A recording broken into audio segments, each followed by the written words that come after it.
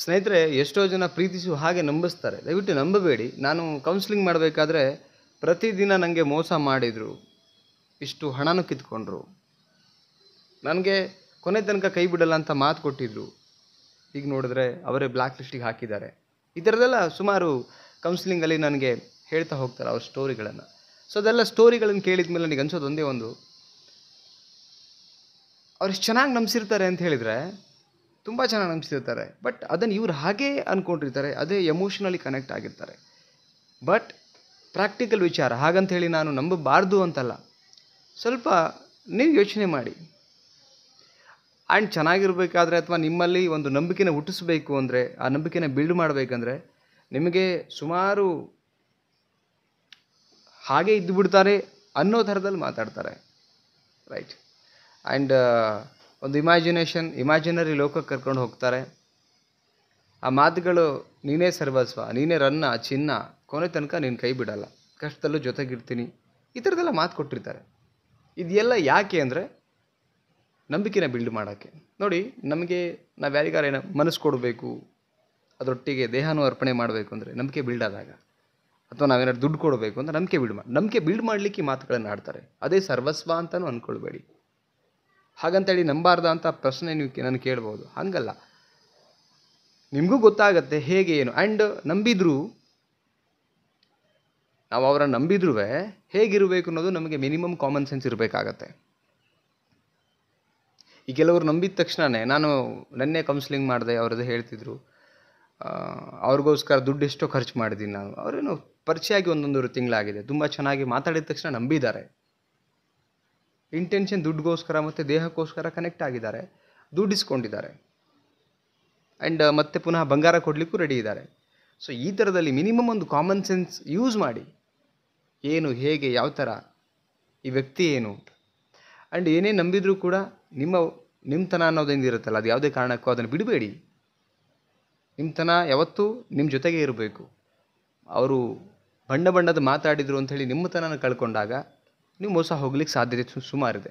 ಇವತ್ತು 100ಕ್ಕೆ 99% ನಂಬ್ತಾ ಇದ್ದಾರೆ, ನಂಬ್ಕೊಂಡು ಮೋಸ ಹೋಗ್ತಿದ್ದಾರೆ. ಯಾವಾಗ ನೀವು ನಂಬ್ತೀರಾ, ನಿಮ್ಮತನವನ್ನು ಬಿಟ್ಟು ಯಾವಾಗ ನೀವು ಸಂಪೂರ್ಣವಾಗಿ ಅವ್ರನ್ನ ನಂಬಕ್ಕೆ ಶುರು ಮಾಡ್ತೀರಾ, ಅಲ್ಲಿ ಮೋಸ ಹೋಗ್ತೀರಾ ಅಂತ ಅರ್ಥ.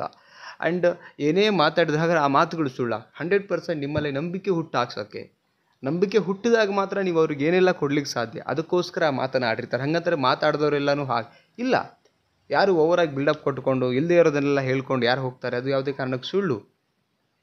ನಿಜವಾಗ್ಲೂ ಇರುವಂಥ ವ್ಯಕ್ತಿ ಹಾಗಿರ್ಲಿಕ್ಕೆ ಸಾಧ್ಯ ಇಲ್ಲ. ಕ್ಯಾಶುವಲಿ ಮೂವ್ ಆನ್ ಆಗ್ತಿರ್ತಾನೆ, ರೈಟ್? ಸೊ ಅದಕ್ಕೆ ಸ್ವಲ್ಪ ನಿಮ್ಮಲ್ಲಿ ನಿಮ್ಮ ತನವನ್ನು ಬಿಡದೆ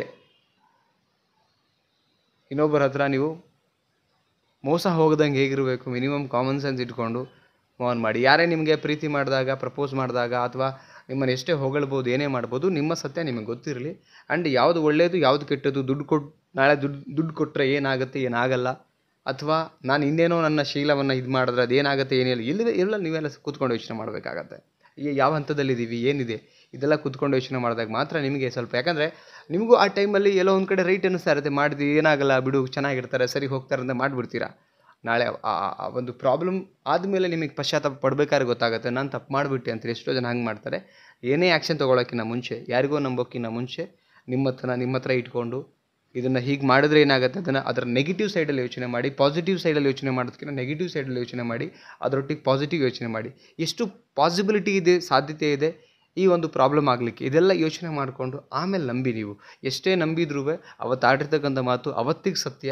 ಆ್ಯಂಡ್ ನಿಮ್ಮ ನಂಬಿಕೆನ ಬಿಲ್ಡ್ ಮಾಡಲಿಕ್ಕೆ ಸತ್ಯ. ನಾಳೆ ದಿನ ಪ್ರಾಕ್ಟಿಕಲ್ ಅಂದರೆ ಯಾವತ್ತಿದ್ರೂ ಒಬ್ಬ ಮನುಷ್ಯ ಬಿಟ್ಟು ಹೋಗೋದು ಸದಾ ಸಿದ್ಧ ಅದು.